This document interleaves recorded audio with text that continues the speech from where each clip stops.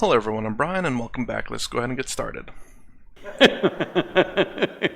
Maybe it's coming back in another way, but You've heard of the ongoing discussion on freedom of expression, and I personally felt pretty outraged last year when a group of people started to make it fashionable to speak against the nation. We saw the limits of the debate on freedom of expression last year. Sadhguru, my question to you is in the context of what is happening today. We've seen a little bit of that happen once again on the North Campus of Delhi University. In your view, why is it becoming fashionable for some people to run down the nation and then use that as an example of the freedom of expression?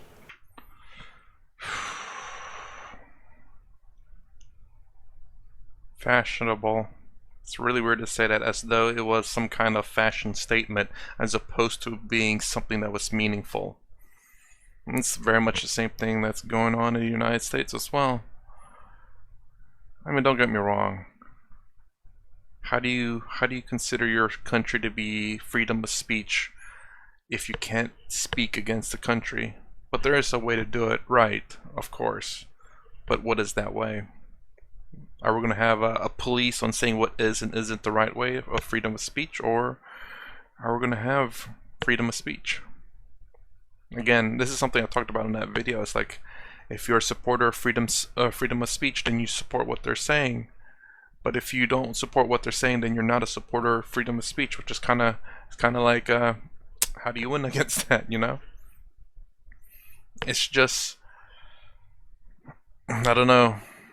I guess the only way to fight that kind of speech is to maybe say how you feel about the country. I was thinking about this whenever I see people, you know, kneeling for the national anthem or the flags or anything like that. What I'd probably do is say, if I were to go up and make a speech, probably along the lines of, the reason why I stand for this flag is for all the people who fought for freedom. This country is not perfect. Not really. I thought about this, but I don't know what the precise way to say it. But I will say it like this: the reason why I stand for this flag is for all the people, the minorities that fought for their freedoms alongside everyone else in America. Again, it's not perfected. I'm thinking this off head right now. So basically, this flag represents of all the Africans who were enslaved, who fought for their freedom. For all the white people, the British, the Americans, the Indians who fought for their freedom, the Asians who fought for their freedoms, the Mexicans who fought for their freedoms. As a matter of fact, the entire freaking world fought for their freedom, in a sense, in the United States. Practically everyone was imported over here. It is literally a nation of immigrants.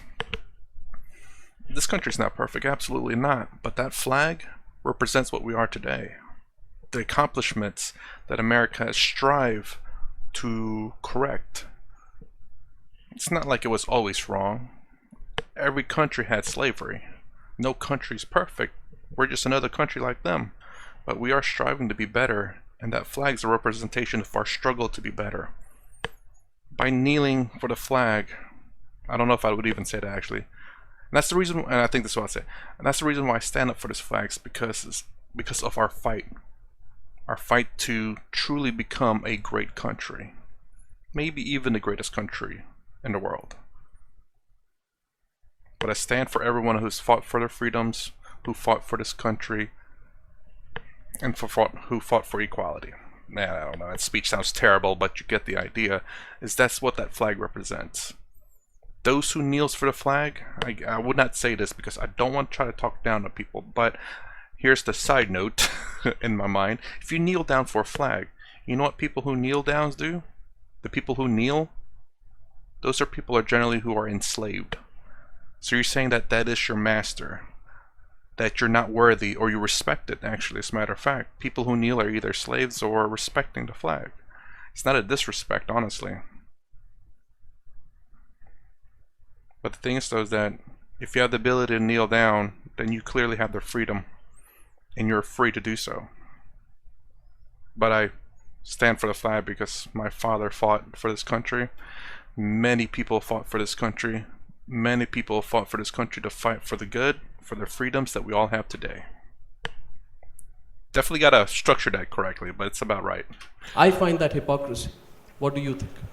Everybody is very freely quoting the Constitution. It is the Constitution of India which gives you the freedom of speech. You must stress on the word India.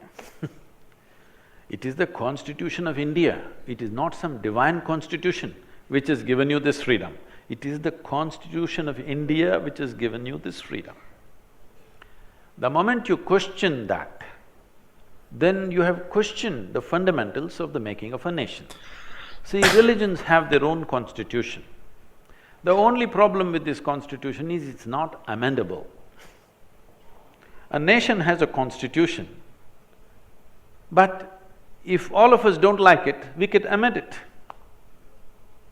It's not given by somebody, we made it, we agreed to it, it's an agreement. Our constitution is an agreement among us. So when the freedom of speech was given, they put 8 restrictions. The Indian constitution puts 8 restrictions on freedom of speech. One fundamental restriction is, it should not question the sovereignty of the nation. The moment you question it, you're questioning the existence of the nation. Where does the constitution give you freedom? It doesn't make sense. So, these things are coming from a certain background. I'm telling you, I went through this when I was 13, 14. By the time I was 15, I was ready to pick up the gun. Because they have fiery talks every day, you know. Very insightful, not insightful, very inciting kind of talks. So fired up that you want to do something. And when you're young, you always think… You know it all? Violence is the solution. Those people who are talking about peace, they don't believe in it, they believe in violence. The moment you talk about breaking up something, there is going to be violence, whether you like it or you don't like it. If you don't have to go that back far in history, if you just go back to 1948, when the country was broken, because we didn't have the courage to fix it, we broke it, we're still bleeding. 500,000 people died, endless amount of suffering people went through, and still there are colonies both here in this country and that country which are still not sorted out. Yes? Still, even properties are not settled 70 years. How long do you think is human lifespan? Are we going to live for 1,000 years, that we're going to settle our problems over 70, 100 years? Still, both the nations are bleeding. When I say bleeding, don't think only of the human blood. What is the kind of investment we are making in our armed forces? Only because we broke this country, isn't it? Otherwise, everything could have been focused on the well-being of the people. I'm not commenting on this. Just recently when I was just reading the newspapers, I saw $28 billion for a missile defense system from Russia we're buying. We are buying much more. But I'm just saying, $28 billion, when I think about it, we could educate every child in the country, we could nourish every child in the country, we could do so much work. We could make sure people in this country live well, but we cannot do that right now, simply because we broke the nation. So if you talk about breaking it further, this will go on for centuries, because breaking will never be clean breaking, it'll not happen like that. When you break, somebody will be this side, somebody will be that side, so much human suffering, resentment, hatred, which you cannot solve. This line that was drawn just 60, 70 years ago, can you believe it is only 60 years? The level of hatred we have for each other? You can't cure this, isn't it? Hatred for each other? I thought it was against the British. So, breaking is never a solution. It's better to sort it out. Whichever way it comes, better to sort it out. For that we have a framework which is called the Constitution. Constitution, I'm repeating this, is not a divine document. It is an agreement between you and me, so that in every step that we take, we don't collide with each other. Yeah. This is the law that we will follow, that's all. Yeah, I agree with you. I'm so glad that you have made your position so abundantly clear on this subject, because I don't know why people are conflicted, Sadhguru. Some people say they are conflicted even over issues such as whether you need to stand up for the national anthem. We had the No, that's because in the theaters, in one hand they have popcorn, in the other hand they have Coca-Cola. They cannot stand up, you must consider these things. I don't know, does it play in the theater? No, but there was that absurd debate last year, and I know many people here would know about it. It became fashionable last year to say, assert my right to rebel, and my rebellion is that I will not stand up for the national anthem. Oh, I'm kind of curious about that debate now. So 2016 debate, huh? It's really weird. What are they debating? It's so weird. I mean, don't get me wrong.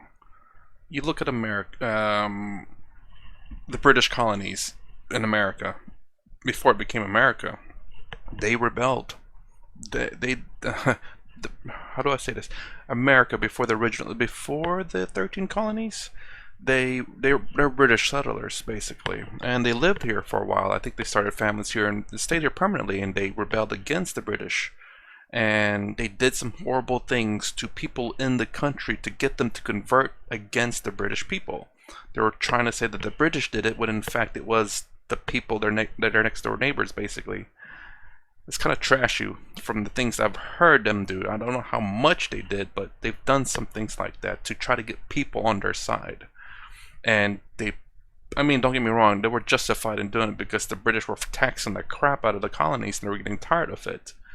And they weren't being represented. I mean, that's where you get the phrase no taxation without representation, because the British colonies were being taxed it out the wazoo, but there's no representation for them. It's like, why are we paying all of this if you're not, giving us representation in the parliament, I believe it was.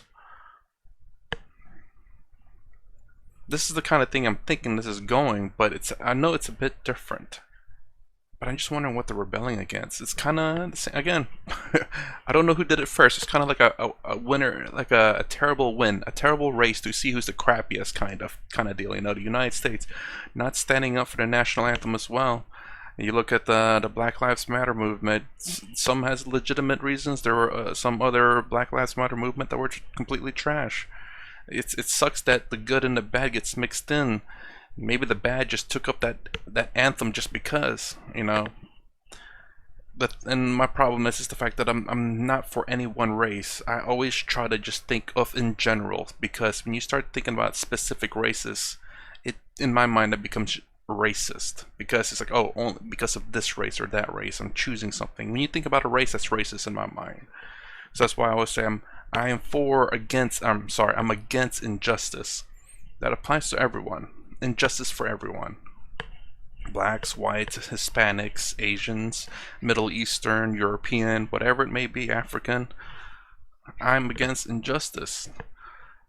But we saw what happened in 2020. I mean, so many more people died. Black people died, as a matter of fact, because of the riots and stuff. It was sad. The crime and murder rates skyrocketed. While looting, I'm pretty sure too.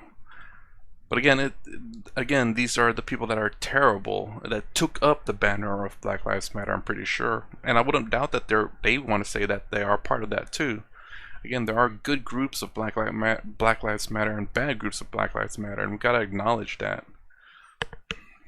But again, I don't stand for any one race, because I want injustice in general to be fixed. And we don't need to bring race into it, because every race has injustice in it. The thing that happened to George Floyd also happened to a white kid 2 years earlier.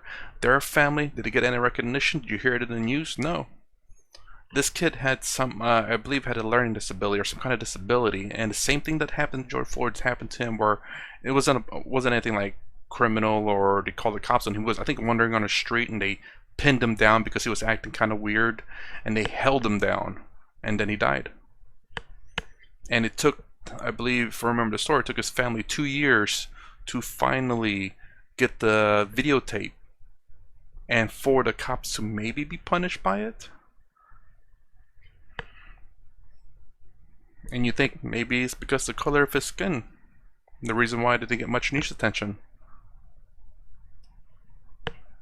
And I'm saying this openly, Sadhguru, I'm a part of the media too. But I found the pseudo-liberal media in this country advocating that as an example of the freedom of expression. And forgive me my directness on this, I never felt people in my fraternity were more wrong. See, what we need to understand is, we are picking up bits and pieces from developed nations and trying to implant it into our country.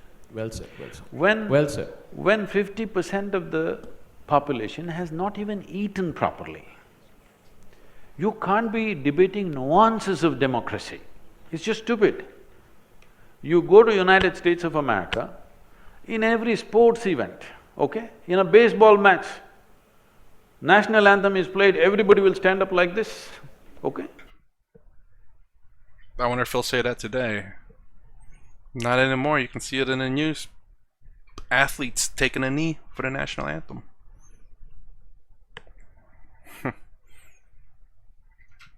With their hand on their heart. Well, you're discussing some kind of French Revolution, all right, but you don't have River Seine flowing, nor do you have Paris around you. You have slums around you, you have a stinking Yamuna flowing. You shouldn't be talking the same language. And half the people have not eaten properly. Just take a walk. Just take a walk in one of the villages. You will see 60% of the population, their skeletal system has not grown to full size. We are busy producing underdeveloped human beings. Substandard human beings you're producing, and you're talking about a great nation and fanciful ideas.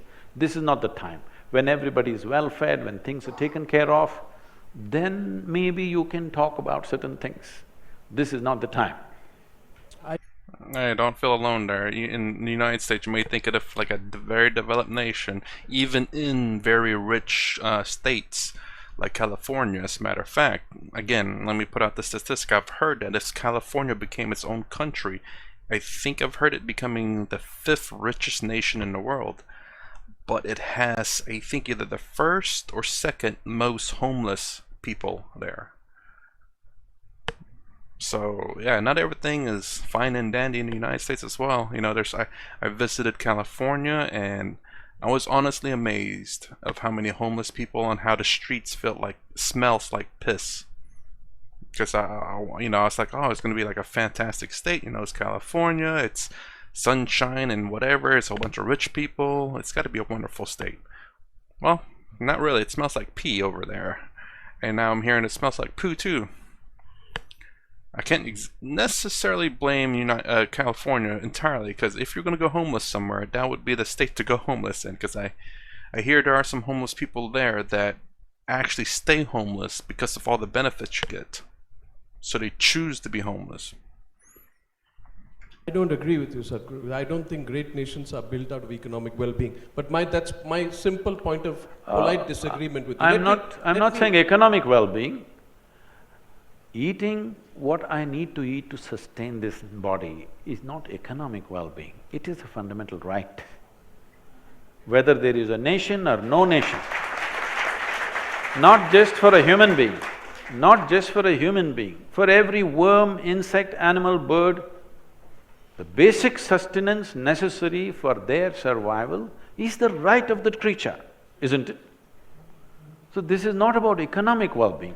This is a must for every life. Every worm, insect, bird, animal, tree must get the fundamental nourishment.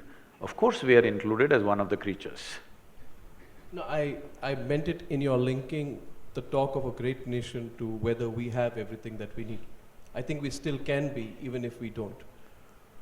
Sadhguru, with again polite disagreement with you, what happened in Bangladesh after the famine also saw the rise of the greatest form of nationalism in Bangladesh. So history teaches us different lessons at different points of time. I don't want to argue with you on this. We'll go aside and have an argument after. My point to you, which provokes me to take this discussion further, Sadhguru. Why have we become, have we insulated ourselves? The better we do, the more we want to cut ourselves off from our own country and our surroundings. And I agree with your previous point. Boom. America is the worst of it though, because don't want to say it's kind of bad, but you have kind of like a warring going on around in India, whereas the United States is practically like paradise, and yet we make it seem like it's the worst freaking country in the world. Like everything's trash, there's inequality, racism everywhere, and people are doing this and that, and it's like, yeah, because life is too freaking easy that we have to make problems in ourselves, and it seems like that's exactly what's going on. He makes the exact point that I make too, is the fact that life has become so easy, so comforting, that we create so many problems. Exactly what Sadhguru said. You're hungry? One problem. No hungry? 100 problems. Exactly. Once survival has been taken care of, a million more problems come up. It's really sad. And then when we don't have any warring countries next to us, we're halfway across the world where there's things that are kind of not going good.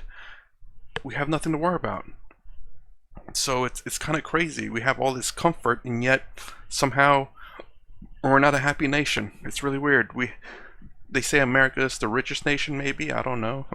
But yet it's not perfect. There's homeless people. There's people that are arguing over petty stuff. People who feel like they're entitled. That being, I think, one of the biggest, honestly, because everyone feels like they're entitled to things. People see injustice where there's not injustice. There isn't. Whenever there's injustice, they want to make it racial. Oh, man. In 1997, Sadhguru, I was in NDTV. There was a story which came out. A reporter called Sampath Mahapatra called me. And he said that there is a story I want to go and report. And we needed approval from the headquarters to send the reporter down there. Sampath went there and he said there's a village where people are dying. We sent him there. When he went there, he said that there was an entire village which was dying. And the reason for that was horrifying. There was complete starvation in that village.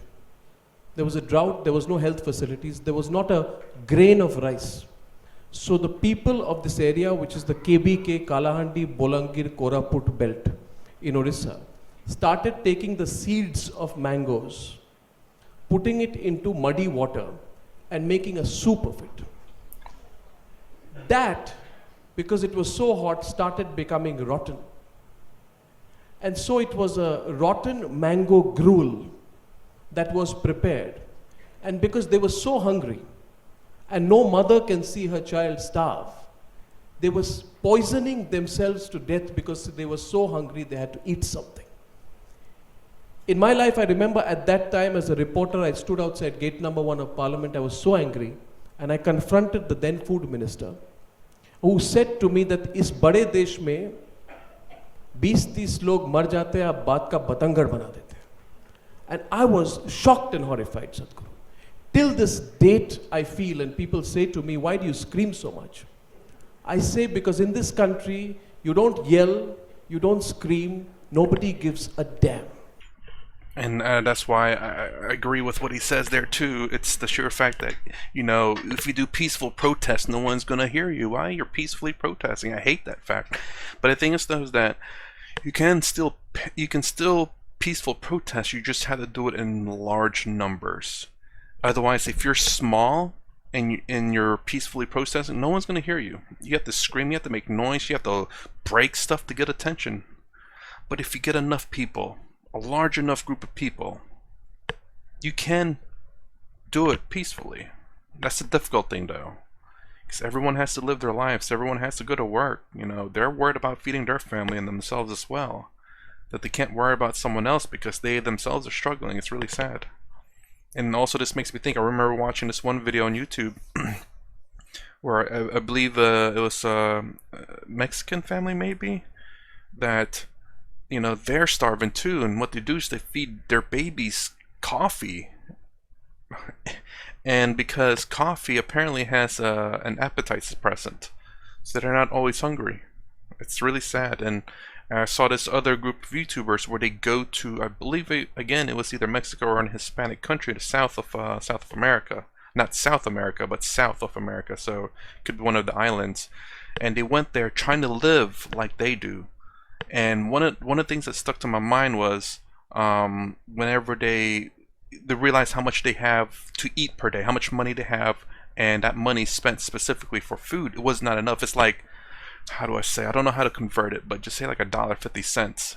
That's not enough at all. That's not even enough to buy you, well, especially now at times. But it wasn't really a lot. And when they went to go ask for help, like how do you survive? The lady told them, like, you put lard in your rice. Lard, I think it's fat basically. Is it not lard? It's fat. So they put lard in their fries in their rice to just to fill their stomach. It's not something nutritious at all. It's just to make them feel full. It's something I see back in my home country as well. It's quite difficult when you start seeing children like that, living in the streets, no shoes. I still do believe that in this country. We believe in that chalta hai attitude because we think everything's okay with us, why should we care about the rest of the world? We're growing, but the chasm in our country is also growing. Between the rich and the poor, between the haves and the have-nots, between those who have everything and those who don't have any shelter. And yet we feel happy enough to cut ourselves off from it. Is it true that we spend a large amount of our time cutting ourselves off from our own country? Is this not one of the greatest problems of India today? That we, the privileged sections of India, have cut ourselves off from the rest of India. And is there a solution for it? I'd say in the United States, it's the upper middle class the one that are preaching all this equality or whatever, racism and whatnot, it's because they want to be special. They're cut off from basically of reality. So the only thing they see is on the news. You don't see it in their front porches or front yards or in their city. The realities of the matter. If you look at FBI statistics and stuff where real crime is going on, what they're talking about is something completely different. It's a minute problem, in a sense. It's still a problem, a legitimate problem, but relatively speaking, it's very small. There are bigger issues out there than what they think the real issue is. And it's because they don't see it. They see what they see in the news, and they're being fed the news, which is still technically true. But because they're only being fed one thing, that's the only thing they know. They think that is the problem. In reality, it is a problem, but it isn't the problem. See, the question is not about the disconnect between the well-to-do and the not so well-to-do or the impoverished regions of our nation. We have not invested enough in the fundamental nature of our humanity. We've become many things other than being human. If you sat here as just a human being, it would be very natural for you that your heart beats for everything around you. But now you become so many things, starting from gender, language, culture, religion, race, ethnicity. In many ways we have identified ourselves. Because of these identities, all these identities give you a certain sense that you can undermine your humanity. You cannot undermine your humanity if you did not have these identities or if you did not give it too much priority. All of us have those identities at a certain level. Cultural identities are there, language identities are there, but they are not fundamental to us. Our fundamental nature is that we are life. If you sat here as life, you would reverberate with every life. Nobody had to tell you, you would be that way. But that has not happened. That is because we are a moral country. We've never had codes of morality in this nation. We have always managed populations because in every generation, they were enlightened beings, hundreds of them. And so we managed human consciousness in a certain way. By making people conscious, we manage situations in a beautiful way. Wherever those people did not come or not enough were there anarchy happened, chaos happened, because we have never had a set of morality. Because morality makes you act, but doesn't transform you. For example, I'm sorry, I'm not commenting on the theme of the club. For example, the word service. Leaving the theme of this. See, it's like this. If you… let's say there is a child starved out on the street. If you pick up the child and feed this child and take care of this child, you think it is service. But if you pick up your own child and do that, you don't think it is service. What is the difference, I'm asking? It's your child, For not your one, child. your heart is beating. For the other, it is not. So the barrenness of heart is the basis of all this. We are always trying to do good. You don't have to do any good. You just have to become a full-fledged human being. A full-fledged human being means a natural conscious response to everything. And what best you could do. And that's all a man can do. That you're at your best always to everybody and everything. Are you doing the greatest? Maybe not, but I'm doing my best. If every human being does their best in every sphere of life, with every life that they come in touch with, something will happen. But above all, this is a more large-scale problem, that there is lack of planning, lack of policy, lack of corrections, and irresponsible population explosion. In 1947, we were only 33 crores. Today we are 120 crores or 25 crores. 4 times over in 70 years is irresponsible reproduction. This is not because we have over-reproduced, we must understand this. In 1947, the average life expectancy of an Indian was only 28 years. Today we are reaching somewhere 63, 64, which is a great achievement. We should further push it. But on an average, a woman used to go into pregnancy when she was 14, 15 or 16. Today we've pushed it to something like 19, 20 is the average when they're getting pregnant. So by the time she's 65 or 70, there are 4 generations behind her, or 3 generations behind her and 1 or 2 generations ahead of her. That means right now in many families there are 5 generations living. This is not good. This is very brutal what I'm saying, I know. But at any time, there is space only for 3 generations. Your parents, yourself and your children. There can't be 5 generations living. That's what is happening right now in this country and in many other places, especially in this country. 5 generations are living, so there is no space. Once there is such a load, people will keep their humanity in the attic and go about brutally. That child who comes and knocks on your traffic space, I would cry at one time. Now I'm trying to look down, because every time I don't have money to pull out, most of the time I don't have, I have to ask the driver who's driving, please give me some money. So I try to look down. So you're trying to put down your humanity for some time, but it would be natural for me to pull out whatever I have and give it to him. But now you can't do it because it's everywhere. It's too much of a problem for you to address individually. Wherever you can do, whatever you can do, you do, but you're not able to address everything slowly. You try to insulate your humanity. This is what is happening. It is not that people have become brutal, it's not that people have become inhuman, because the problem is so pervasive, you're not able to address it.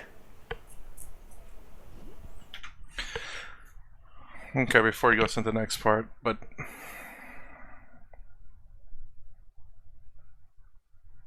I guess I'll say it. So the thing, I guess, that I look at is… I don't know, I've talked to my friend about this, like, if I ever become rich enough and capable of doing is… I'm not looking necessarily to feed people. Because generally speaking, if you have a house in a sense, you can kind of feed yourself. You have the ability to get government assistance as well. But I guess my thing is the fact of the homeless. They have no home, and they, generally speaking, are going to shelters to see if they can't get food. While there are a lot of poor people in the United States, relatively speaking, they still eat. It may be unhealthy how they eat and what they eat, because unhealthy food is relatively cheap, but not always the case. It's it's more along the lines that I think the nation is kind of lazy. So there's a lot of cheap foods that you can buy relatively cheap, and you don't have to prepare anything. You can just go up to whatever restaurant, order it, and eat it. Not healthy. It's a lot of calories in it. So if you're, hungry, it's a lot of empty calories, I suppose. But you can buy chicken and vegetables relatively cheap too. But people don't want to prepare, or don't have time to prepare, or don't want to prepare really. But my thing that I want to do in the world is like build kind of like apartment complexes to take in the homeless. But there's a stipulation to it though. If you accept, would be the fact that you work towards finding yourself a job and getting on your own feet, basically. I guess whenever I went back to my home country, I see homeless in a lot of places. Again, so long as you have a home and you're able to eat, you may be poor, but at least you have a home and you're able to eat. But there are homeless people out there who are, I'm sure, going through the trash trying to find food because they don't have a place to stay, and they're out in the cold or the hot or the muggy. It's terrible. Uh-oh. Has hate increased after Trump? Hmm? Has hate increased after Trump? It is not increased. It is just that it's little emboldened. It's not increased. I spent substantial time in United States, in and out. It was always there. Now it is finding expression. But I think that's a temporary upsurge. I think it'll control itself. Law enforcement will take charge after some time. They'll pick up a few people, handle that. But hate crimes have been happening all the time in America. And I heard this recently. Was it in California? I believe there was a lot of hate crimes towards Asians, and what's his name? I can't remember what his YouTube channel is. I watched him, and something I've seen on the news too. There's a lot of black people committing crimes against Asians specifically. A lot of Asian crime has risen up in California. But that is because that is where a lot of, if you look at for Asians, it's going to be generally in California because it's closer to, Asian countries in general. You look towards the east, it's going to be closer to European countries. But yeah, but no one talks about that. I mean, it came up on the news one week, Asians looking to stop Asian hate crime. Of course, they're not going to say who's doing it, majority, but again, that's why I'm for just stopping injustice in general, because who cares who's done it? Injustice is injustice anyway. But no one wants to talk about that. But yet, Has Europe invited trouble on itself? It's opened the doors, there's been a lot of immigration. They have not opened doors, they've closed all the doors, they've built fences. Now they are. They're just not allowing the media near the fences anymore. Or media also is part of it, they don't go near the fences, they only shoot the open spaces. Their cameras don't pick up the fences. Most nations have put up barbed wire fences wherever the migrants could come, and they've stopped, all right? You can't blame them either, because they're coming in millions. If millions of new people come with a completely different culture, a religion which they will not compromise, and they will not fit into your society, they will try to create their own society. And you have two conflicting society. Local people will feel insecure. It is a multi-headed problem, it's not a simple problem. So this is why I'm saying for all these Azadi groups also, the moment you break the fabric of any nation, it doesn't matter how fragile, how ramshackle it is, the moment you break it, what comes out of it is such a thing that you cannot control it. See, if you had not bombed out these nations, if you had not bombed out Iraq, Syria, Libya, Afghanistan, wherever, if you had not done that, if you had negotiated and settled those problems to whatever extent, you can't fix all the problems, at least you could have contained the problems. If you had done that, these people would not be moving to Europe. somehow they would continue to live, because nobody wants to leave their place of birth and their parentage and everything just for nothing. When it becomes terrible, they want to go. But once the momentum starts, the things that I've seen in Europe, I cannot utter here, it's terrible. What these migrants are doing to themselves to earn just one meal is too horrible. The women are all on the streets, all kinds of people with children and everything, they're on the street selling themselves because there is no other way to make a living. These are all people who lived reasonably well. Reasonably well means maybe not in the same level of economic well-being as the Western Europe, but they lived with some dignity, with some pride in their own lands. I drove from Beirut to Damascus to the Iraqi border, I just drove myself through the desert, and fantastic country it was just 7 years ago, really nice country.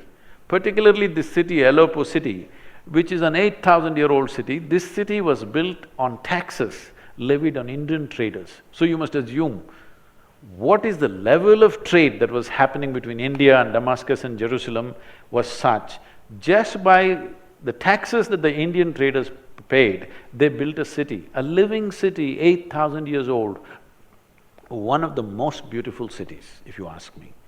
Today when I see on the news channels Aleppo, what is it? Is this a solution for anybody? So, you may have whatever, people earn Nobel Peace Prizes, but this is the kind of solutions they offer to the world. There was no need to do these things, there was a way to negotiate because of the simplistic, moralistic attitude that you have, that this is a good guy, this is a bad guy. This is basic stuff, good guy, bad guy business. And straightforward. millions of people, over 1 million are dead, over 10 to 15 million are homeless. Nobody is counting these numbers really properly. But what's happened to Aleppo when I see on the screens, I can't believe it. This is a city that I enjoyed so much just 7 years ago, and the people were so wonderful. I'm not quite sure, you quickly passed through my question when I asked you about what happening in America, and you glanced it through and you said that it's a temporary phenomenon. No, I'm personally… saying Sadhguru, nothing has changed as the news channels are trying to project. Suddenly America has changed, become a cauldron of hate. It's not true. Generally, there is a racial discrimination in the country. All of us face it somewhere or the other, especially me. I've not been shot at yet, but people have given me daggers. And so many things happen there, we just say, okay, this is how this country is and go on. America has the most beautiful aspects of life also, and very extremely negative aspects also, because this is that kind of a melting pot, all kinds of people. Now those people, some of those people are feeling emboldened and they think they can act. But I'm telling you, they were acting even before. How many hate crimes have happened? Recently, in the last 1-2 years, you must have seen all these black people being shot in many places, they put on the Facebook Live and all that stuff. But this has been happening all the time. Suddenly, because of the Facebook, you think it's happening. No, it's been happening all the time, now the world knows. Otherwise, the people who live there, they always know this happens all the time. Just look back at the statistics. Let's say in 2016, 2015, how many Indians, how many blacks, how many Hispanics have been killed? I don't think the numbers have changed. The reporting has changed. So yeah, if you look at… I looked at the statistics some time ago. Who kills the most blacks? Blacks. Who kills the most whites? Whites. Who kills the most Asians? Asians. Who kills the most Hispanics? Hispanics. But there is a bit of a discrepancy when you look at… like, who kills the most of their own race? Or, sorry, who kills the most of the race is their own race. The last statistics I looked, like, the number of deaths from blacks is like double the amount of the number 2 of killing one, which is whites on whites. Now, I don't know if the statistics has changed. I'm sure it bumped up ever since 2020. But black on black crime is quite bad because of gang violence. White on white crime, Asian on Asian, and Hispanics on Hispanics has been going on for the longest time. Again, it's not necessarily anything racial, but I don't think… I did look up like black on white, white on black. I don't quite remember that one. The thing that sticks out with me was just the fact that we, and me and my friend have said, we are good at killing our own kind, basically. So whites good at killing whites, blacks are good at killing blacks. It's just something that's been going on. Of course, there's going to be injustices everywhere. There's going to be racism, I won't say everywhere, but there's going to be injustices everywhere, but I'm not saying it's happening all the time. There's going to be racism everywhere. I'm not saying it's happening all the time. And racism is not just from white people. It's from Asian people, black people, Hispanic people, whatever people, Martian people, Jupiter people. It's all happening. America is a big melting pot with a whole bunch of cultures mixed in. America itself doesn't have, in a sense, a unifying culture.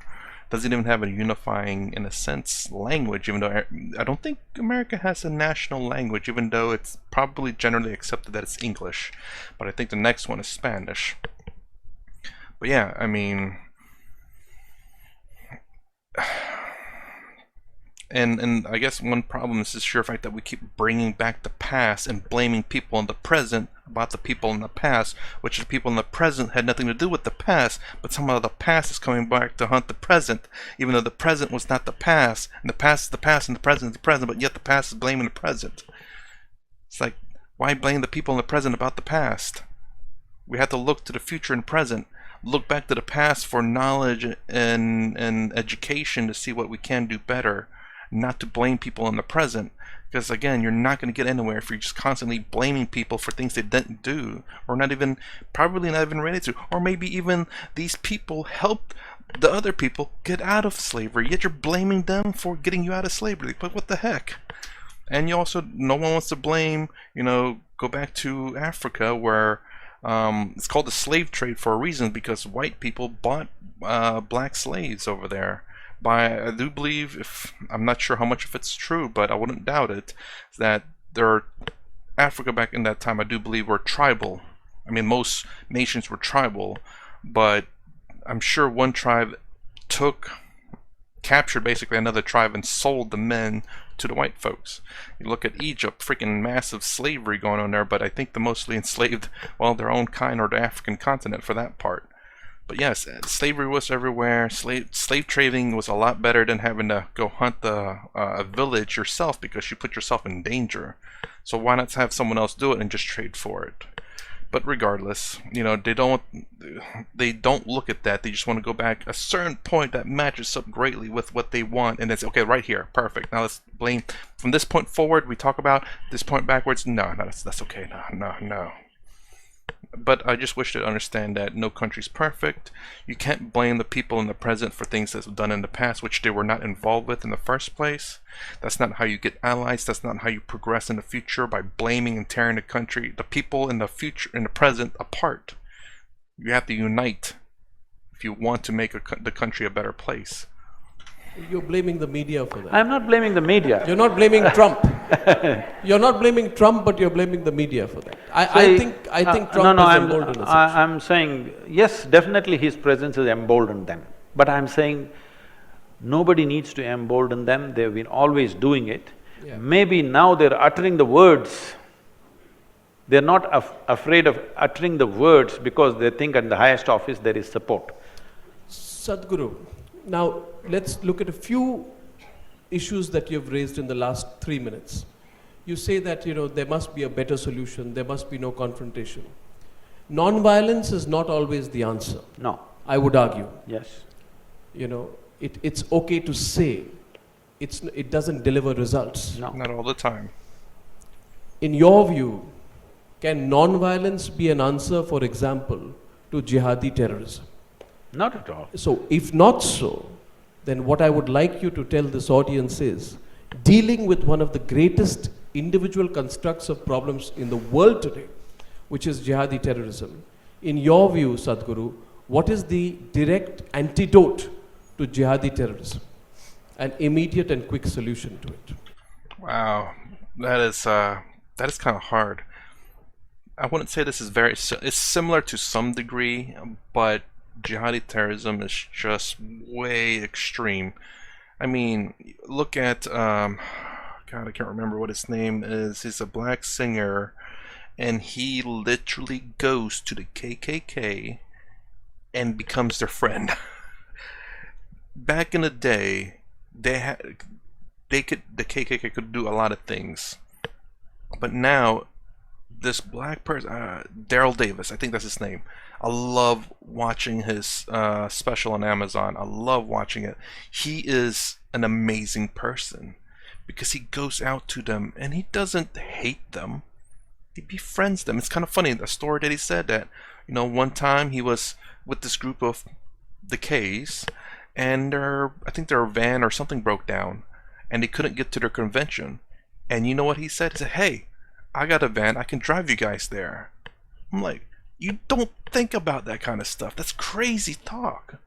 But he was so nice and kind to them that's how, if you really want to destroy hatred in the world, I'm not saying get taken advantage of or get yourself killed, but genuine kindness to make them doubt their hatred. And that's what Daryl Davis did. If you watch this video, I can't remember what it is, on Amazon, but he collected their garments, like a lot of their garments, because he befriended a lot of them and they completely stopped the hate. That is how you permanently destroy hatred. Why? Because if you try to destroy it, it's kind of like, I think of the Hercules story when he's fighting the Hydra. Hercules was cutting up the Hydra's head, and every time he cut off a head, 2 heads would grow. Cut off another head, 2 heads would grow. That's the way a lot of people are fighting now, by bashing each other, by saying law this, law that, and by hating each other, by implementing laws and hating each other. That's like Hercules cutting off this Hydra's head, where 2 heads keep growing. You're going to continue this hatred. The way Hercules stopped the Hydra was using a blunt object, and it permanently killed the Hydra. That's what Daryl Davis did.